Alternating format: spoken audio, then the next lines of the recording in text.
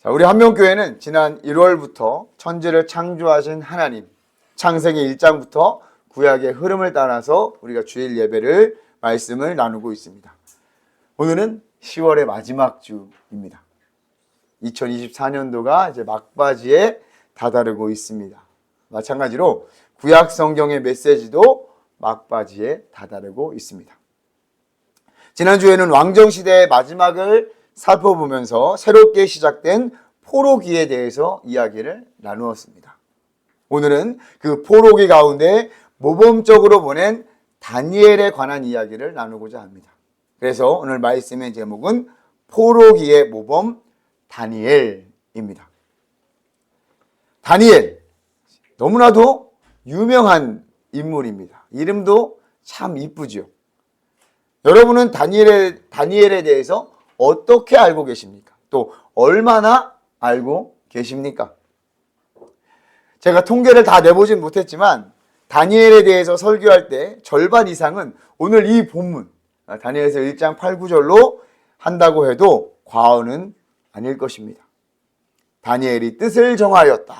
다니엘이 뜻을 정하여 몸을 더럽히지 않고 채식을 했다. 그리고 또 무슨 이야기가 있습니까?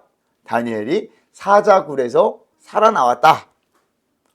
다니엘의 세 친구 누구입니까? 사드락, 메삭과 아벳느고. 주일학교 때부터 아주 누누이 들었던 그런 이야기죠. 교회 오래 다니시는 분들이라면 모두 다 친숙한 내용들일 겁니다. 그러나 오늘만큼은 모두 다 처음 듣는 것처럼 저와 여러분들이 하나님의 말씀을 바라보기를 원합니다. 자, 다니엘이라는 이름은 하나님은 심판하신다 또는 하나님은 나의 심판자라는 뜻입니다. 부모님이 누구인지 또 족보가 어떻게 되었는지는 모르지만 성경을 통해서 알 수 있는 것은 유다 지파의 왕족 중 하나일 것이다. 이 정도만 우리가 알 수가 있습니다. 3절에 보시면 그 왕족들이 포로로 끌려갔다는 것을 우리는 알 수가 있죠. 왕이 환관장 아스부나스에게 말하여 이스라엘 자손 중에서 왕족과 귀족 몇 사람을 추리라고 이렇게 이야기를 하는 것을 볼 수가 있습니다. 다니엘은 주전 605년경 바벨론 왕 느부갓네살이 유다에 처음 침공했을 때 포로로 잡혀갔습니다. 여호야김 왕과 함께 말이죠. 남유다 왕국이 약 주전 586년경에 망했으니까 남유다가 망하기 한 19년 전 정도에 포로로 끌려가게 된 거예요. 자, 포로로 끌려간 다니엘은 느부갓네살 왕이 왕궁에 설 만한 소년들을 뽑아 교육하라는 그 그룹에 뽑히게 되었습니다. 3년간 바벨론의 학문과 언어를 배웠죠. 성경은 참 재밌으면서도 어렵고 또 읽을 때마다 새롭습니다. 말씀을 준비하면서 다니엘서가 새롭게 보이더라고요. 3년 동안 다니엘이 편하게 공부만 했을까? 그 공부가 쉬웠을까? 새로운 바벨론의 언어와 문화, 그 언어로 바벨론의 역사와 사회뿐만이 아니라 점성술과 또 천문학까지도 배웠을 것입니다. 왜냐하면 그들은 또 과학자가 되기도 했어야 됐고 또 점수를 치는 그런 역할도 했어야 했기 때문이죠. 바벨론 사람들이 써먹으려고 아주 혹독하게 가르치지 않았겠습니까? 절대 쉽지 않았을 것입니다. 소년 다니엘이라고 해서 보통 12살에서 15세, 10대 때 포로로 끌려갔다고 학자들은 보고 있는데 이미 언어도 다 이제 모국어가 되어 있을 텐데 새로운 언어로 그렇게 배워야 했던 것이죠.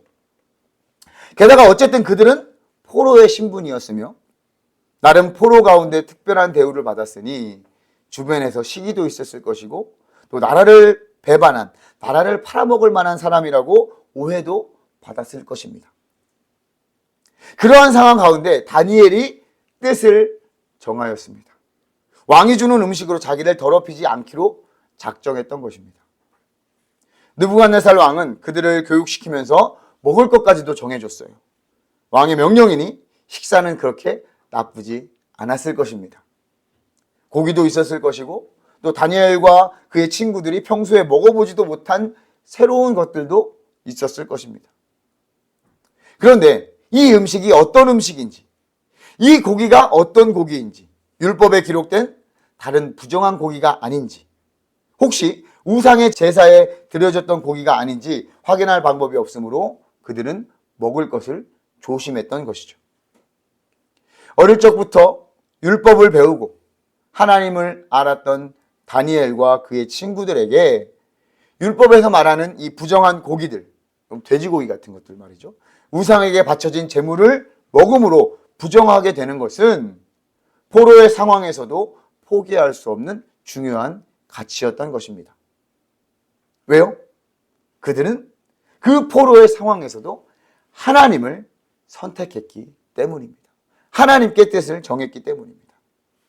거룩한 하나님을 따르는 백성의 정체성을 잊지 않기 위해서 그들은 거룩함을 유지하려고 노력했습니다. 여호와 하나님을 선택함으로 말이죠. 그 당시를 다시 상상해 보았습니다.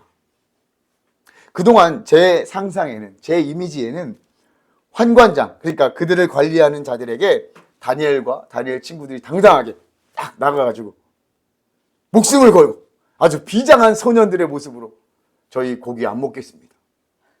저희는 채소만 먹겠습니다. 이러한 모습으로 그려졌어요. 또 그렇게 많이 배웠어요. 또 저도 그렇게 가르쳤고요. 그런데 이번 성경을 보면서 계속 보면서 진짜 이렇게 했을까? 라는 의문이 들더라고요. 오히려 지혜롭게 대처했을 다니엘과 그의 친구들의 모습이 그려졌습니다. 물론 방금처럼 얘기하게 당당하게 우리는 하나님만 섬기는 자들이기 때문에 이 고기를 먹지 않겠소! 라고 이야기했을 수도 있습니다. 하지만 우리가 계속 살펴봤잖아요.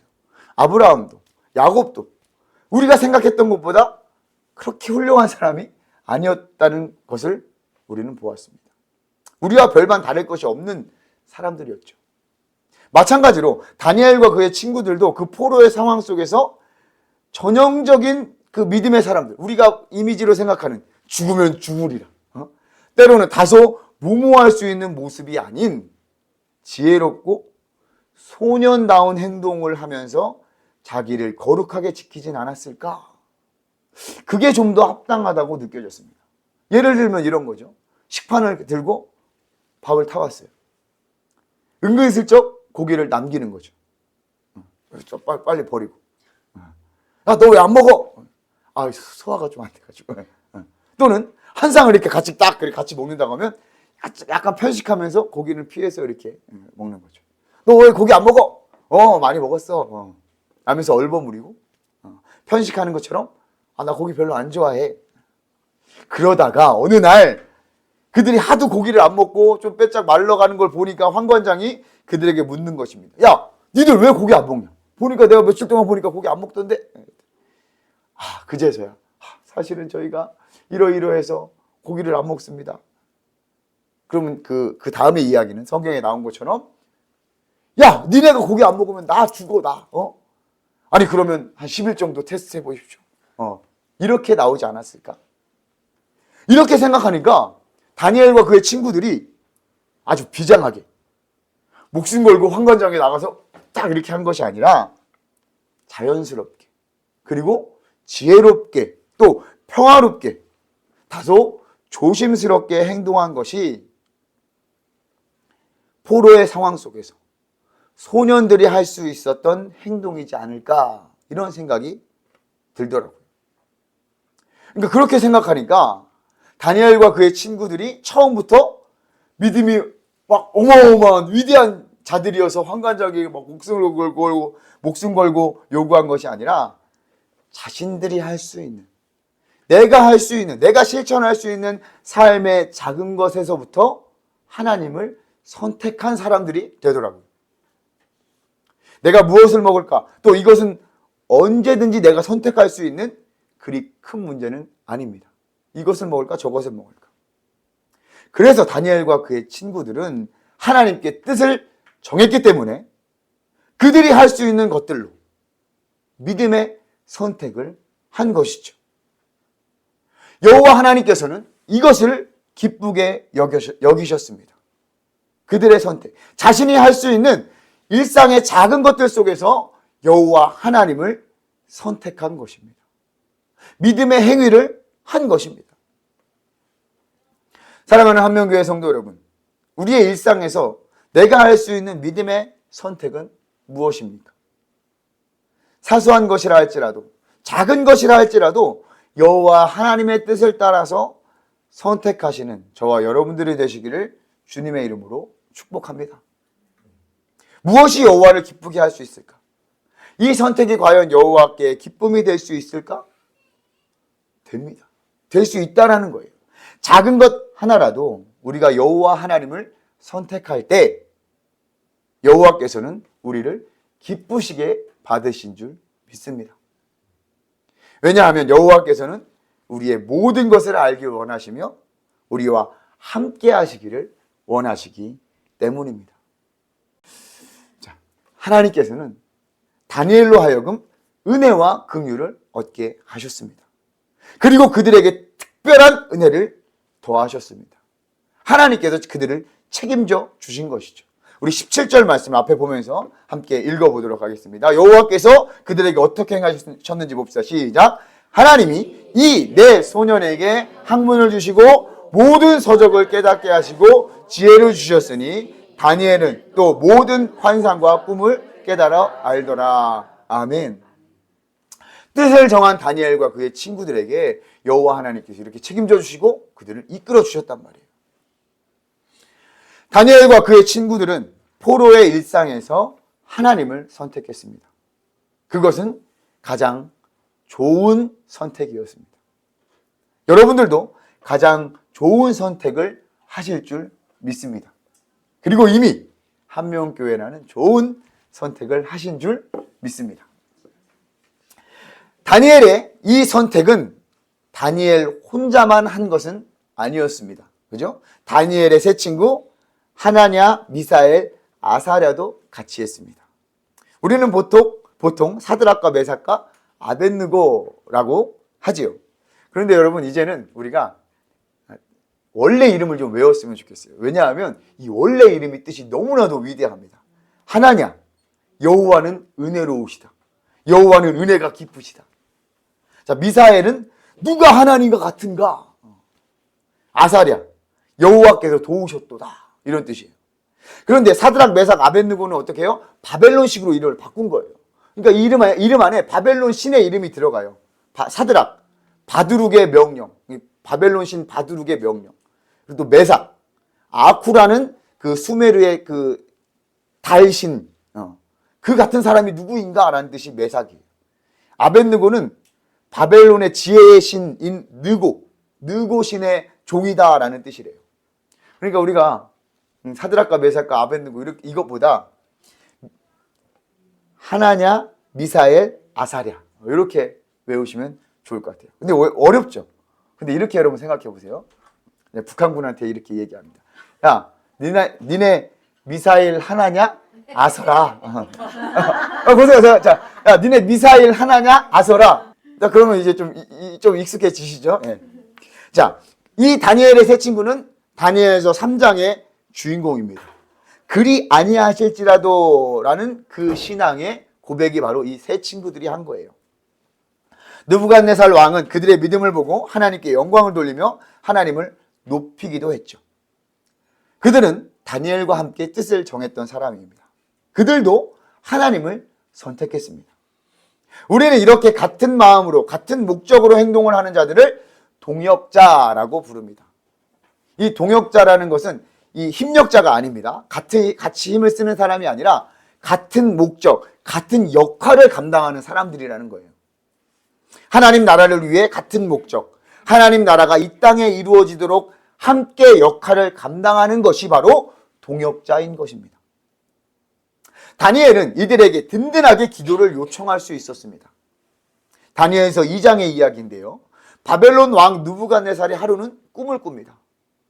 꿈을 꾸었다는 사실은 확실하게 알고 분명하지만 그 꿈 내용이 뭔지 그리고 그 꿈이 어떤 의미인지 너무나 궁금했던 거예요.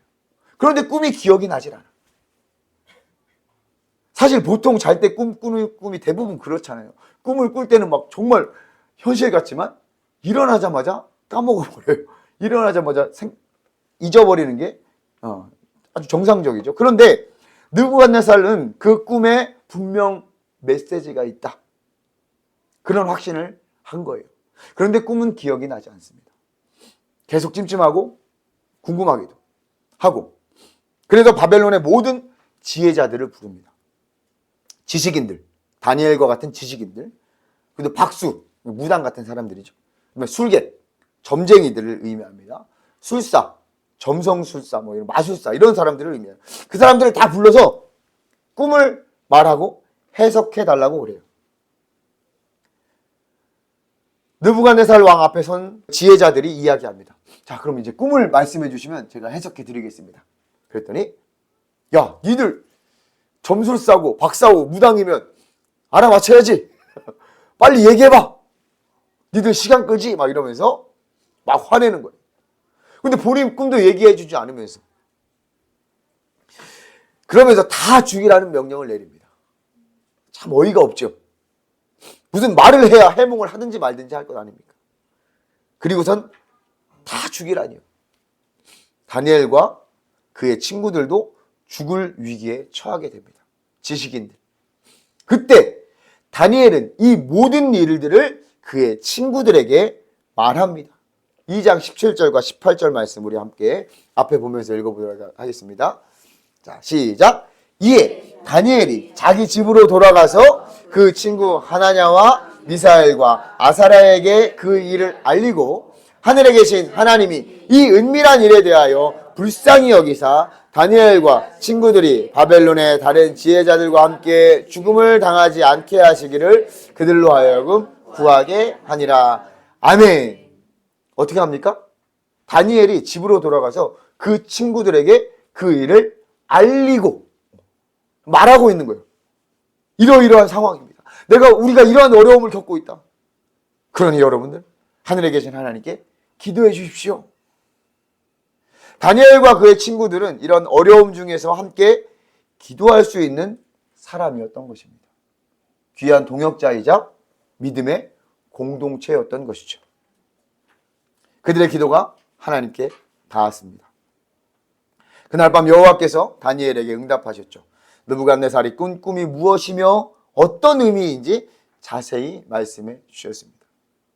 결국 그들은 자신들뿐만이 아니라 애꿎이 죽을 수밖에 없었던 바벨론의 지혜자들까지도 살리게 된 것입니다. 함께 말하고 함께 기도하는 공동체.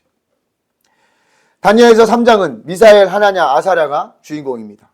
왕이 세운 금신상에 절하지 않아서 풀무불에 들어가게 될 상황입니다. 그때 바로 이 유명한 고백, 그리 아니하실지라도가 등장하는 거예요. 저는 고등학교 때 처음 이 이야기를 듣고 이게 다니엘서에 있는데 이 고백이 다니엘의 고백이 아니었다는 거에 굉장히 충격을 받았어요.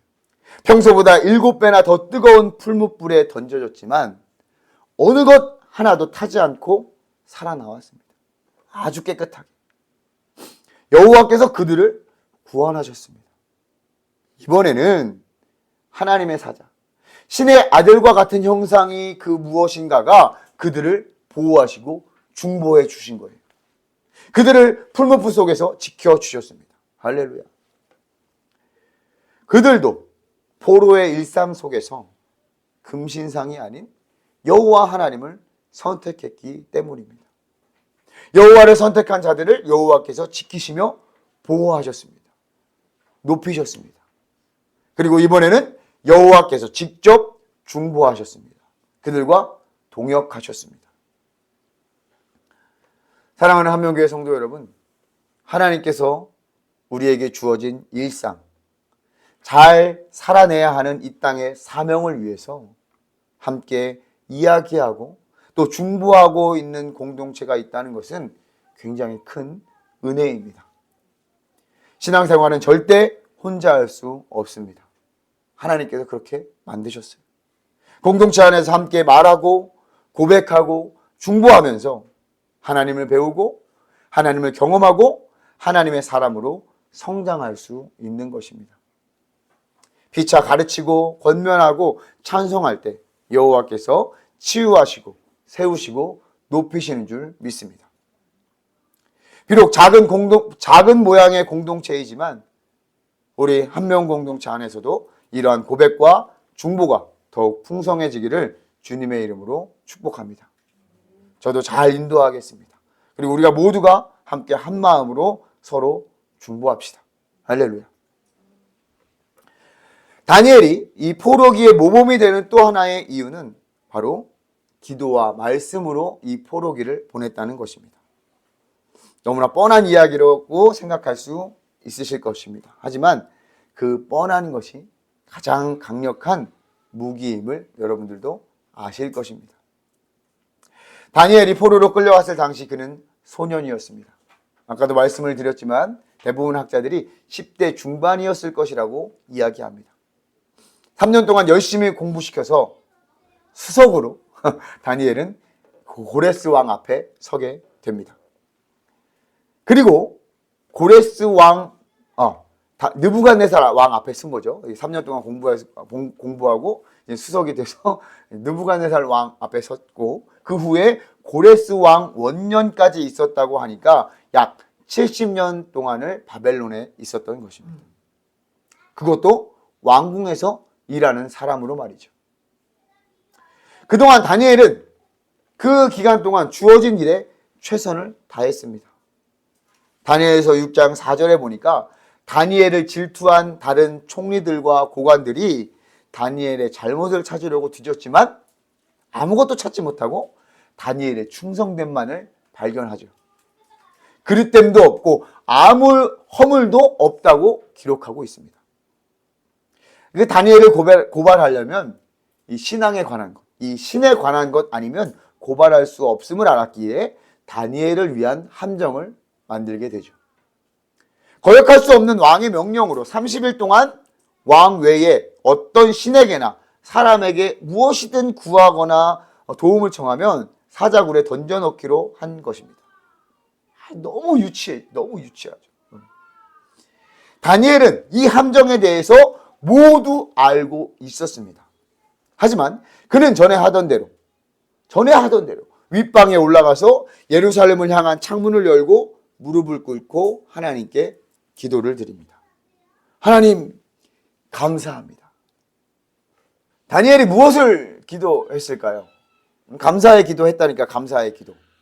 나를 이곳으로 인도하시고 이런 감사의 기도를 했겠죠. 그런데 저는 예루살렘을 향해서 창문을 열었다. 이를 통해서 아마도 다니엘이 예루살렘의 회복을 위해서 계속 기도했던 것으로 보입니다. 어릴 적 다니엘이 보았던 그 예루살렘의 영광, 그 성전과 왕궁의 영광들을 기억하면서 다시 회복될 것을 기도했던 것입니다. 비록 지금은 포로의 신세, 바벨론을 위해서 일하고 있는 그런 신세지만 언젠가 회복될 예루살렘, 그 이스라엘을 위해서 여호와께 기도하며 나아갔다는 것이죠. 그런데 그 기도의 결과가 어떻습니까? 그 기도의 결과는 사자굴에 던져지게 됩니다. 그 기도의 결과가 사자굴에라니. 모르는 사람들이 들으면 정말 억울하고 환장할 노릇이죠. 하지만 진정한 그 결과는 무엇입니까? 하나님이 다니엘을 구하시고 높이셨습니다. 사자굴에서 그를 구원하셨습니다. 함정을 계획한 사람들이 사자굴에 도로 던져지죠. 하나님께서 역전을 시키십니다. 거기서 끝이 아닙니다, 여러분. 다니엘의 이 기도는 여호와께서 응답을 하셨습니다. 여호와께서 말씀으로 응답을 하셨어요. 자, 다니엘서 9장 1절과 2절 말씀입니다. 앞에를 보면서 같이 한번 읽어보겠습니다. 시작. 메대 족속 아하수에로의 아들 다리오가